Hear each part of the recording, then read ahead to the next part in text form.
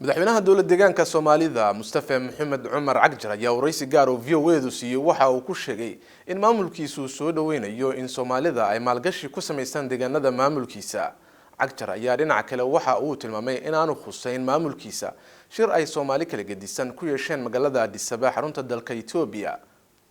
wariyaha VOA ee magaalada Hargeysa Barkhad Maxamuud Kaariye ayuu u warramay Cagjar mar dhawaantan uu boqday madaxweynaha deegaanada Somaliland. ujeedada socdaalka hadda safarkan wuxuu ahaa in arin la xiriirida furitaanka kooridoorka Berbera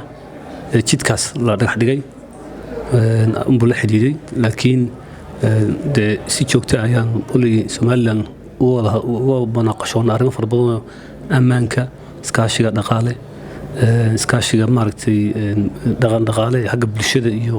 isweydaarsiga investment ama maalgashiga waa waxa la joogto intii hadda aan joognay meesha shantii bilood lix bilood dambeysay si joogto aan wada hadli jirnay arrimahaas la soo qaadnay laakiin ahmiyaddu weyn waxay ahayd dhagax dhigan marka la eegayo xagga ganacsiga hadalkaaga waxaad ku sheegtay in aad marti qaadasaan ganacsatada Somaliland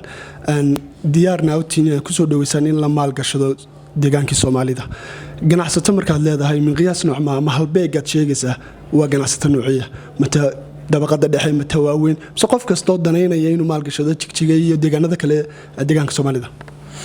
qof kastoo daneynaya inuu maalgashado oo Soomaaliya oo ka soo jeeda Somaliland xor buu yahay inuu yimaado nooca doon ha noqotay isaga tabartiisa ku xiran tahay maalgashiguna isaad loo socotaba waa wax demand driven oo haddii aan baahi meeshii oo qofkii maalgashi ma keeni karo marka laga yaabaa waxyaalo yar oo teknoolojiyooyin cusub ah oo lacag badan iyo kapital badan u baahnayn inuu qofku ra'yiga iyo fikir keeni karo waxaan laga yaabaa meelaha qaar koodna waxa laga yaabaa in dhaqaalaha uu la imanayo uu dhaqaale baaxad weyn yahay oo xagga hotel industry oo kale warshadaha oo kale agro processing oo ay ka mid tahay inay maaragtay suuq balaaran meesha uu ay leedahay baan aan qabaa marka cid la xadidayo la leeyahay intaas oo kapital hadii ay haysan intaas oo dhaqaalaha ma jirto cid walba way iman kartaa way maal gashan kartaa waxaan rabnaa dadku inay dhaqaale xor ama meesha suuq xor noqoto oo la isdhex galo oo la balaariyo fursadaha u furan dadka ganacsatada iyo dadka kale iyagu laftigoodu loo adeegayo adeeg helaya intaba arinta aqoonsiga ama bixinta ruqsadaha ganacsiga caqabad ku haan jiray dadka sida adiguna hadalkaaga maanta aad ku sheegtay in la fududeeyo arrimahaasi intee leegba diyaar u tihiin qofka aan garanayn ama meel ku soo hagaaga aan garanayna tilmaanta siinaysa dadka ku soo hagaaga xafiis qaabilsan baa jira arintaas kulli directionka guud ee la haystaan waxa weeye in investmentiga la dhiirigeliyo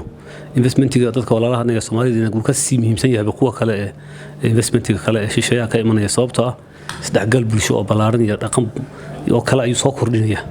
dadka markay isdhexgal way isguursanayaan walaalnimada si xoogaysan saaxiib bal noqonaya marka faa'iidooyin ka balaaran ba dhaqanaha ayaa leedahay arintaas marka xafiisyadaas direction iyo siyaasadda ku shaqeeyaan baa jira waana u fududeynaa hadii ay qabad jireen hadda ka hor hadda waxaan jecelahay inaan incentives waliba u abuurno iyo maaragtay dhiirigelino meesha inay yimaadaan aan kala shaqeynaan jecelnahay markaan nabadna xaaladda deegaanka gudaheeda waxa jira shirar dad kamida Soomaalida deegaanku ay ku abaabulayeen magaalada Addis Ababa dareenayna jira mar hadda xuriyatul qowl iyo la soo qaaday dadku madax banaan yihiin dadka deegaanku mararka qaar ama baraha bulshada ku xidhan noqoto ama meel ka noqoto dareen ka soo noqonay nidaamka ama maamulkaagu wuxuu wado ama dhaliilaya jira arrimahaas idinku soo waragtaan dhaliisha iyo xuriyatul qowlku wada socdaan mar hadda tira dadku xor weeyaan inay hadlaan si rabaan ay u dhaqmaan mucaaradu iska imanaysaa oo u baahanay mucaaradada dawladda mucaarad leh ma jirto afkaarta aan wadno kulliga dadku kuma qanci karaan dadku kulli qof waliba fikir fiican buu rabaa lama oran karo qabyaalada la dagaalanto qof qabiil jecel baa jira tugno hadda la dagaalanto qof tugno jecel baa jira hadda tira si balaaran qoomi aan u fikirno qof inuu si hoos u fikra jecel baa jira hadda tira xurriyad dadka hala siiyo qof in la caburiyo jecel baa jira marka waa iska dabiici in dad badan ay diidayaan awal hore marka dhaqan meesha aan ka jirin baa jira oo qofku haduu mucaarad noqdo inuu hadli karin markaas waxa dareenaa waxa jiri in mucaarad una jirin hadda marka dadku tiba la soo qabsan la yihiin dadku ama social media ama meelaha kale marka dhaleecayn xukuumadda ama dhaleecayn shakhsiba nala soo jeediyo dad badan baa argagaxaya oo u qaadanaya in mucaarad xoog leh ay soo noolaatay ma aha mucaarad awal jirta kama duwana kaliya waxa isbedelay in dadka hadda ay hadli karaan oo wax raban sheegi karaan tan waan arintan soo dhaweynaa waa wax maartay tadawurka bulshada u wanaagsan waa arrin fiican baan qabaano arintan la xiriirta shirarka anagu maanta waxaan nahay dad ilaa 8 milyan lagu qiyaaso Soomaaliya oo ku dhex jira wadan 100 milyan uma baahnin shirar qabaa'il uma baahnin wixii halkaan soo dhigay waa shir qabiil iyo fikir qabiil iyo iyadoo la isku urursanayo jifo jifo arrintaas waan soo aragnay xanuunkeedii 7 sano u dambeysayna wixii ummadda halka isha u yeelay iyada weeyaan shirka hadda aad ka hadlaysay waa lagu qabanayaa shirkaas 90% dadka qabanaya dad deegaanka u dhashay ma wadad wadamada jaarka ka yimid weeyaan hayb ahaan dadkaas la hayba oo deegaanka degan way jiraan laakiin dadka hadda shirka aad sabay imanaya 90% waan xaqiijinay dad deegaanka u dhashay ma shirkaas marka anaga nama khusay deegaan ahaan shir anaga naloo qabanayo deegaankana wax ku saabsan lagu soo qaadayo uma arkaano wixii ka soo baxaana wax xukuumadana khusay ma noqonayo dadkuna dee wuu shiri karaa xaq buu leeyahay mar haddii la dimuqraadiyad baa jirta kama duwana shir lagu qabtay Lusaka iyo Harare iyo Johannesburg iyo muxuu ahaay Luanda iyo anywhere adduunka meeshu rabo qof ku shiri karaa looma diidi karo marka aad sabayna ku shiraan sax way xaq buu leeyahay laakiin shir deegaanka Soomaaliya khuseeya shirkaasi ma haddii ay jiraan dad deegaanka ka soo jeeda oo hayb ahaan waqti galiya shirar noocaas oo dad wadamada jaarka ka yimid qabsanayaan waxaanu leenahay arrinta ka fijignaada cawaaqib xumo keenaysa beel loo shiraa meel nama gaarsiin waan ognahay cidii marka shir aan khuseyn deegaanka ka qayb gasha deegaanka u dhalatay waxaan oran karnaa waxay maaragtay jabisay shuruucdii u yaalay qawaaniinta u yaalay deegaanka iyadoo aan fasax ka haysan xukuumadda waliba marka arrintaas aan u aragnaa mustaqbalkana waxaan jecelnahay in dadyowa deegaanka ka soo jeeda ay ka shaqeeyaan midnimada iyo adkaynta fikirka qoomiga ee Soomaalida maadaama maanta Ethiopia qoomiyadooda kala duwan iyagoo kala afa iyagoo kala diina magac qoomiyad ay kulligood ku urursanayaan anaguna maanta uma taaghayno shirar dir iyo shirar daarood iyo shirar hawiye iyo shirar waxaasi uma taaghayno waxaan u baahanahay shir Soomaaliyeed inaan qabsano shir Soomaaliyeed oo dhammaan ummadda Soomaaliyeed deegaanka degta dadka deegaanka u dhashay waliba ma aha kuwa u hayb sheeganaya laakiin deegaanka aan u dhalano jaarka imanaya kuwaas ma shaqadooda ma ina galaana ma taana xukuumadda kulay federaalka kala hadli doona hadii la yaan qabanayna shir balaaran noocaas oo Soomaaliyeed baa dhacaya oo ka dhici doona magaalada Goday muddo aan fogeyn wixii tabashooyin jira wixii talooyin jira halkeena oran lahayn cidda deegaanka ka mid ah saad sheegtay adigu ama dadka deegaanka ah hadiiba ay tabasho qabaan amaba ay qabaan in nidaamkii iyo xukuumadda madaxweynaha ka tahay aanay sida wax wada ku qanacsanayn warbaahintiina saad sheegtay cid u adeegsanaysa cidda doonaysa ku soo abarto ama maamulkaaga nidaamkaaga wixii ka qaldan u sheegto ama waxay tabanayaan buu soo gudbiso halkii la soo maraya way dadka qaar baa waxay qabaan in leeyihiin madaxweyne Mustafa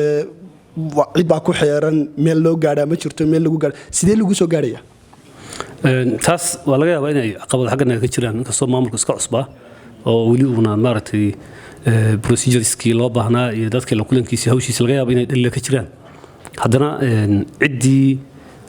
ilaa intii hadda aan imid ama urur bulsho ha noqdaan ama ha noqdaan qabaa'ilo odayaal ka socda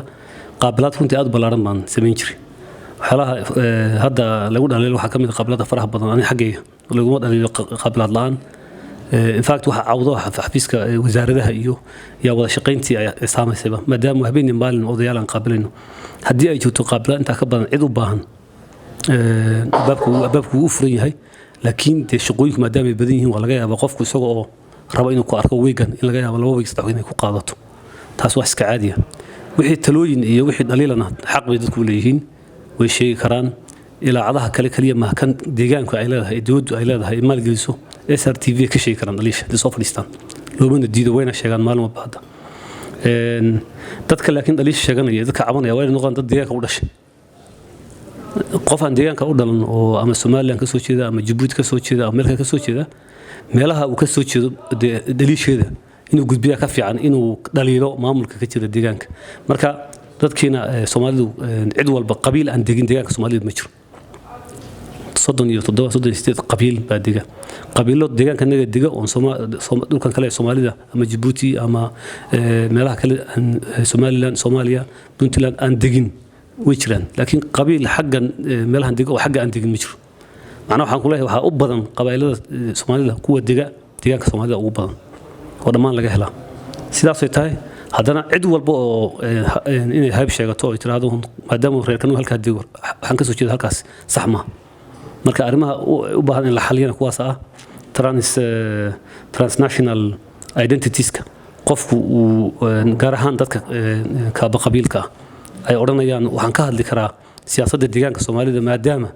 aan qabiil hebel ahay oo qabiil hebelna xagga uu qeyb ka digo siyaasaddaas ma soconayso mana ogolin waana arrimaha hadda aad muddo in fahan darro badan ay ka jirto salaadiin la yaqaano oo waaweyn oo caana ama waasiyo la yaqaano oo siyaasadaha dalalka jaarka qayb ka yaa maanta asaba jooga oo waxaan ka hadlaynaa xaaladda siyaasadeed deegaanka Soomaalida waa khalad taas arrimahaas in lagu anto baan soo jeedin lahaa mar kale